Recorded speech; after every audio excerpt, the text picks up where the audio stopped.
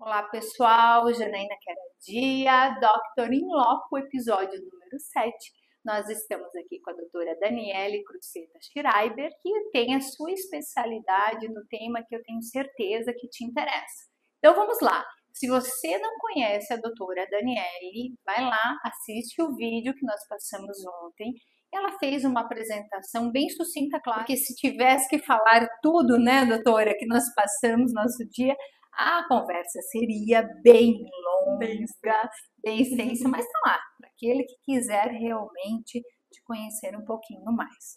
Mas agora nós vamos adentrar na temática. Insônia comportamental infantil. E afinal de contas consiste essa diferenciação que você tem na sua vida? Então, assim, a insônia comportamental são problemas de sono primeiro identificados pelos pais. Então, os pais referem isso. A primeira queixa geralmente vem dos pais. Meu filho acho que está acordando demais, né? Meu filho está demorando muito para dormir. Então, a gente tem alguns pontos, um checklist que a gente observa através de um diário de sono. Sim. Então, de 5 a 7 dias a gente observa o preenchimento desse diário e a família também relata, olha, meu filho demora muito para dormir. Geralmente é a pediatra, né, a porta de entrada. Doutora, eu não sei se está normal, meu filho demora mais que 30 minutos para dormir. Opa, é um sinal de alerta. Então, mais que 30 minutos para adormecer é um dos sintomas. Meu filho tem um sono muito fragmentado. Ou, meu filho só dorme com ajuda. E isso está pesado demais para mim. Então, primeiro, subjetivamente, as queixas dos pais, que ele está identificando que realmente não está legal. Um outro ponto de vista também que a gente tem que observar, que às vezes a pediatra sinaliza para os pais, como é que está o soninho? Ele está mamando 5 vezes à noite. Opa, que idade tem teu filho? 5 vezes à noite? Nem recém-nascido vai mamar tanto assim, né? Uhum. Então, as mamadas noturnas também se estão demais. Então, essa criança está fragmentando muito, precisando sempre de mamada. E será que é tanta fome assim? Será que é uma associação do sono? Então, a gente tem distúrbios de associação, que é o nome bonito das ajudas. Então, eu preciso sempre de uma ajuda para o meu bebê adormecer e para ele retomar o sono. Então, ele fica fragmentando e ele não sabe voltar a aprofundar. E daí ele quer ajuda, seja colo, seja a sucção de uma chupeta ou um mamar na hora que não é fome, né? Então, esses distúrbios também os pais referem para os pediatras. Outra questão, além do sono fragmentado, o tempo para adormecer, quanto tempo que esse bebê faz de sono no total, né? O bebê dorme de 10 a 12 horas no total de sono noturno, esse é o esperado. Não, meu bebê dorme 10 da noite, ele acorda às 6 da manhã. Opa, total de sono noturno está muito curto. O horário que esse bebê dorme, se esse bebê dorme muito tarde, tem vários impactos negativos também na fisiologia hormonal dessa criança, no crescimento. Às vezes também a pediatra encaminha, olha, esse bebê está com sono fragmentado demais, está indo dormir muito tarde, e na curva do crescimento, essa criança reduziu o crescimento. Interfere na produção de GH, então um sono ruim. Então, às vezes eu vou ter impacto orgânico, mas eu vou ver a causa é o sono. Então, tudo isso os pais vão relatando junto com o pediatra e a gente faz um aparato. A insônia comportamental não é o teu filho dormir uma noite ruim, é pelo menos 3 semanas seguidas estão se repetindo na maioria dos dias esses problemas de sono, seja sono fragmentado, demora para adormecer, sono diurno ruim também, aquela criança que não consegue fazer sonequinhos no dia, porque é importante dormir bem de dia para dormir bem de noite, aquela coisa de não, deixa ele acordado, porque daí vai dormir bem de noite. Não, o bebê tem que dormir bem de dia para poder dormir bem de noite. Né? De acordo com a idade ali, a gente tem o número de sonecas que esse bebê deve estar fazendo, né? Então, lógico, não é para seguir exatamente tabela, né? Cada bebê é único, cada família é única. Mas quando está muito discrepante, está tendo impactos na mãe, então a gente pega também muitas mães deprimidas, é esse aparato, é subjetivo, mas a gente tem um checklist para a gente observar dos sintomas de insônia comportamental. Mas nós temos outros, vamos dizer assim, distúrbios de sono. Isso, então a gente separa insônia orgânica de insônia comportamental. Então a insônia comportamental, ela também pode englobar a insônia orgânica, mas a insônia orgânica eu tenho uma causa, uma justificativa. Então, esse bebê é um bebê autista, né, tem sinais de autismo, ele tem atraso de fala, atraso motor, ele tem um isolamento social, não faz riso social, então tem alguns traços de autismo. Esse bebê é um bebê muito avançado, tudo ele faz antes, sabe aquele bebê que a mamãe fala que é um gênio? Meu bebê andou com 8 meses, o meu bebê sentou com 3 meses, tudo é muito antes, né? A criança está falando já super ali com 1 ano. Nossa, meu bebê é incrível, mas será que esse bebê não é um superdotado, um bebê com altas habilidades? Então também tem impacto no sono. Déficits nutricionais. Então, a criança, por exemplo, com 1 ano, todas elas deveriam fazer um check-up laboratorial. Então, a pediatra tem que pedir um check-up laboratorial. E às vezes aqui a gente vê algumas causas de fome oculta. Então, uma ferritina baixa, ferro baixo, também impacta no sono. Então, a gente tem algumas causas orgânicas que justificam problemas de sono. Mas até essas crianças que têm causas orgânicas vão se beneficiar com ajustes comportamentais. Porque dá limite para a criança, ensinar ela a adormecer sozinha, ensinar ela a dormir sem ajuda, né, no quartinho dela, na idade propícia. Então, todos esses ajustes impactam um sono melhor até para essas crianças. Então, um bebê autista, eu não posso ensinar ele a adormecer? Posso ensinar também, né? Ajuste de rotina, do ambiente do sono. Então, tem várias coisas no ambiente da criança que também vão impactar num sono melhor. E esse bebê autista, esse bebê com altas habilidades, esse bebê que tem déficit nutricional, também vai se beneficiar desses ajustes comportamentais. Até porque o sono, ele vai refletir no comportamento da criança. Sim, isso, né, você que é mãe já deve ter visto. A criança que não dormiu bem no outro dia, ela está irritada, agressiva.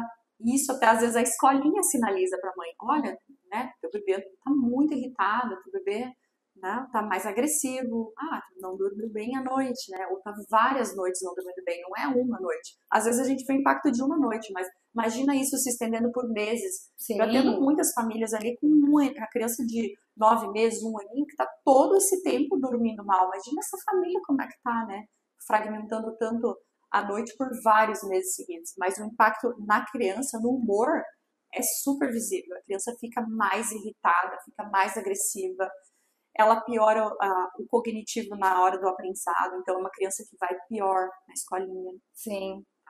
Sedimentação da memória, então também impacta. É uma criança que tem um pouquinho mais de atraso comparado com uma criança que dorme super bem, né? Sono é vida. Se você não dorme bem à noite, no outro dia você vai ter impacto no humor, sim, mas não só no humor. E agora me surgiu uma curiosidade com relação às crianças com altas habilidades. As crianças com altas habilidades, elas também têm impacto geralmente na dificuldade de adormecer. Então, é aquela criança que está super ligada, super ativa, ela, né, super interessada, mais ativa. Então, ela tem uma latência para adormecer geralmente maior.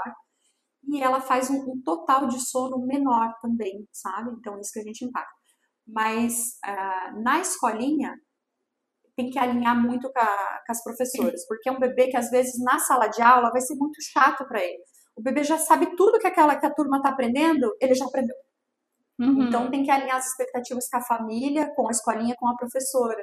Porque às vezes o estímulo para ele vai ser muito pouco para a sala que ele está. E daí eu tenho que ofertar estímulos diferentes para ele. Alinhar bem as expectativas, assim, desse bebê com altas habilidades. Mas o diagnóstico de altas habilidades é a partir de 5 anos de idade. Então a gente vai ter, digamos assim, algumas suspeitas desse bebê altas habilidades, mas a confirmação diagnóstica vai ser só a partir de 5 anos. E no tocante, doutora, ao sono infantil, como que os pais podem verificar essa métrica do sono adequado, né, com a idade da criança, para ele conseguir identificar, porque às vezes ele até não dorme tanto, mas dorme um sono tranquilo. Como fazer esse diagnóstico em casa? Eu vou dar uma pincelada de acordo com as idades para os pais poderem também ter um pouco dessa noção. Então, de 0 a 3 meses, a gente considera que é um recém-nascido para o sono. Então, de 0 a 3 meses, o sono é 1, porque não tem produção de melatonina. Então, o bebê, ele nasce, tem melatonina que passou via transplacentária da mãe para ele. Então, até 10 dias de vida, tem muita melatonina lá circulando, aquele bebê que dorme o tempo inteiro, aquele bebê portátil que está todo dormindo o tempo inteiro. Passou os 10 dias, acabou a melatonina que estava circulando. E daí só vai começar essa produção de melatonina perto de 3 meses. Então, de 0 a 3 meses é um sono bem irregular. É aquele monte de sonequinhas picadas, é considerado normal. Mas se o bebê dorme 3 horas, mama, dorme 3 horas, mama, também é considerado normal. O que a gente observa? Assim, as mamadas noturnas geralmente não passam de 4. A grande maioria faz de 2 a 3, mas se for até 4 mamadas noturnas, ainda está considerado normal. Passou o 3º mês de vida, daí a gente começou a produzir melatonina. Então, o esperado é que o bebê comece, naturalmente, fazer um estirão de sono. Da hora que eu boto ele dormir ali, vamos dizer que eu botei dormir por volta das 7 da noite, e antes ele acordava já depois de 3 horas, ele começa a empurrar mais, porque é nesse horário que ele vai empurrando um sono um pouco maior. E daí ele vai diminuindo a quantidade de mamadas noturnas. O esperado é que o bebê acorde, mame e já retome o sono em seguida. E se o bebê mama e sempre precisa de ajuda ainda, por exemplo, ele mamou 2 horas da manhã e eu ainda tenho que ninar e tô lá demorando para dormir, opa, tem alguma coisa errada. Além de receber o mamar, né, que era fome, ele ainda precisa de ajuda para aprofundar. E essa ajuda tá ficando cansativa para os pais, né? O bebê vai engordando com os passar dos meses, né? E ainda você tá lá ninando. De 3 a 6 meses, esperado ali até 3 mamadas, ok. 6 meses em diante, no máximo 2 mamadas. A partir dos 9 meses, não são mais esperados que tenham mamadas noturnas. Então, se passou o 9º mês, seu bebê ainda está acordando um monte de vezes à noite, seja por mamar ou seja por outro motivo, porque quer urinar, quer o tapinha, ele quer sempre ajuda para voltar a aprofundar, é porque a gente vai precisar intervir. Mas tem como também a gente começar isso de uma forma preventiva. Sim. Então, com 3 meses de idade, a gente começa a fazer alguns ajustes ali para prevenir do teu bebê ter esses problemas de sono. Então, eu atendo crianças, a grande maioria, né, que já estão com problemas, porque na dor a gente procura mais ajuda. Mas eu tenho algumas mães que procuram na prevenção. Olha, o sono para mim é super importante. Eu não quero nem de longe passar problemas de sono com o meu filho. Ou tive problemas com o meu primeiro filho, não quero passar por segundo. Então já vai na prevenção. E esse bebê, como ele tem mais novinho, é mais fácil de ensinar, né? Então a evolução costuma ser mais favorável, mais rápida também, né? Que legal, né? A pessoa conseguir identificar, que não foi o meu caso, que precisaria dessa prevenção. É muito interessante. Bom, por enquanto, em tudo que estamos falando, eu só lembro que do Vinícius ainda acordava uma vez à noite, né, para mamada. A Bela tinha que acordá-la. Mas em qual idade? Tem que ver. Não, eu não lembro mais. Já não me recordo. Mas o esperado é isso, ó. Até 3 meses ele vai ter várias mamadas noturnas e progressivamente até 9 meses ele tem que ir diminuindo essas mamadas. Sim. O bebê ele tem ciclos de sono curtos, de 2 a 4 horas, ele emenda com outro ciclo de sono. Então, quando a gente fala que o bebê dorme a noite inteira, é uma mentira. Sim. O bebê faz ciclos de sono e emenda com outro ciclo de sono. O bebê que não consegue fazer essas emendas sozinho, ele sempre precisa de ajuda. Me ajudem, seja com mamar, seja com embalo, seja com tapinha, seja com uma chupeta. Então, ele precisa sempre de uma ajuda. Só que nessa ajuda, ele fragmenta o sono dos pais também. Né? Então, até que ponto está pesado para os pais? Até que ponto isso é bom, essa fragmentação do sono do meu bebê? Porque essas emendas é para ser de uma forma mais suave, assim como nós adultos. A gente também tem ciclos de sono de 4 a 6 horas e a gente emenda com outro ciclo. Só que é tão breve, tão sutil, que a gente não se torna consciente, então a gente não lembra. E a gente pode ensinar isso para os nossos bebês também, eles fazerem essas emendas de uma forma mais sutil. E daí eles não vão nos solicitar, né? Eles vão conseguir fazer essas emendas por si só. Então, todos os bebês vão fazer isso? Não. Alguns sim, alguns não. E os que não conseguirem, a gente ajuda. É ótimo. Né? A gente ensina eles a comer, a andar, a falar. Podemos ensinar a dormir também. Sem dúvida. Os meus foram emendando, então. No outro. Estavam nos 70%. Então, 30% vão ter problemas de sono. Os teus estavam nos 70%. Nossa, interessante. Que bom. Porque eu não tive na época a doutora Daniela que pudesse me ajudar. Uma rotina com alimentação, temperatura, estímulos, como que a gente consegue trabalhar nisso? Eu vou separar, então, para a gente falar um pouquinho sobre do ambiente de sono. Isso. O ambiente de sono é muito importante no sono do bebê, principalmente de 0 a 3 aninhos. Eu costumo dizer que é uma fase que eles são muito fotossensíveis e fonossensíveis. Olha. Então a gente usa alguns artifícios, alinha todos os astros para facilitar e para prolongar esse sono do bebê. Então a gente usa ruído branco para abafar os sons de fora, né? Então deixa ligado lá o barulho de chuva, vai ajudar teu bebê a dormir melhor. Porque você tá na cozinha, mexeu num prato, andou no corredor, né? Não fica aquela casa silenciosa, o papai não pode tossir, espirrar que o bebê vai acordar. Então o ruído branco ajuda muito nisso, a prolongar o sono do bebê, tanto de dia quanto de noite. Então é um fator ambiental que bem importante que eu indico sempre para as minhas mães. O escuro. Então o bebê gosta de dormir no escuro, bem escuro. E isso também impacta na produção de melatonina, porque a melatonina ela precisa do escuro para ser produzida. Ela começa ali 5h30, 6 da tarde a ser produzida, mas ela precisa muito do breu nessa fase de 0 a 3 anos. Então, ter um ambiente noturno bem escuro vai ajudar muito seu bebê a dormir melhor também, porque a produção de melatonina vai ser melhor. E como ele é muito fotossensível, se tiver alguma luzinha nessas emendas dos ciclos de sono, chama atenção. E daí ele não sabe voltar a aprofundar de volta, e ele te chama de volta assim. Sabe quando você tá ali, tá dando umas piscadinhas, você vê uma luzinha chamando a atenção.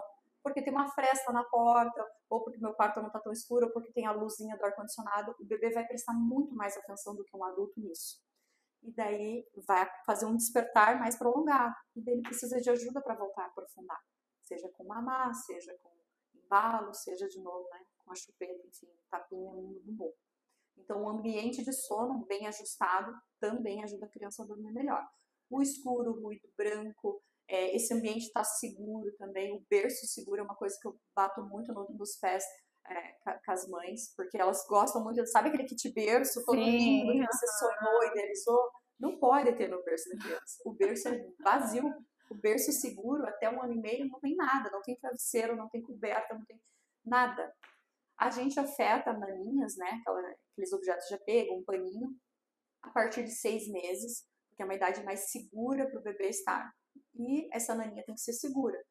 Não pode ter nada que saia dessa naninha para o bebê ter o risco de se asfixiar. Mas é um objeto de apego que ajuda também no sono dos bebês. Olha que Os legal. bebês dormem melhor com esse objeto de apego, as naninhas, né? Então, esse fator ambiental é uma coisa bem importante no sono dos bebês. A temperatura, entre 22 e 25 eles gostam de dormir mais, uma temperatura mais amena. Então, eu ajusto a temperatura, ajusto o escuro, coloco o ruído branco, coloco a naninha. Então, tudo isso vai ajudar o bebê a dormir melhor nessa questão ambiental, do ambiente do sono do bebê. Isso é muito legal porque a mãe aprende a observar melhor todo esse ambiente e, consequentemente, está colaborando para que o bebê seja ensinado a dormir melhor. Sim, exatamente. Porque ela vai percebendo isso intuitivamente. Caiu uma xícara lá na cozinha, o bebê já acordou. Mas se tiver alguma coisa que abafa, né? Então, algumas coisas são subjetivas. Elas vão praticando isso. E hoje em dia na internet tem muita informação, mas tem muito mais detalhes que a gente não vai conseguir aprofundar aqui. Qual que é o volume seguro, a distância segura desse ruído branco. Então, tem muitos detalhes a mais nesse ambiente de sono. Mas se as famílias que acompanharem a gente aqui conseguirem colocar essas questões, já vão ajudar bastante no soninho do bebê. Muito legal! Então, essa é a primeira parte aqui com a doutora Daniele. Se você tem perguntas, pode nos encaminhar, que nós vamos encaminhar para ela também, e depois transmitimos ali para vocês as respostas, porque olha quantos detalhes na fala da doutora Daniele que devem ser observados para aqueles que têm um bebezinho dentro de casa. Foi esse primeiro aspecto que a doutora Daniele trouxe aqui, e a partir da próxima parte, outras informações bem interessantes também para vocês que nos acompanham. Então não deixem de compartilhar, de curtirem e de acompanhar as próximas partes desse episódio. Até mais, pessoal!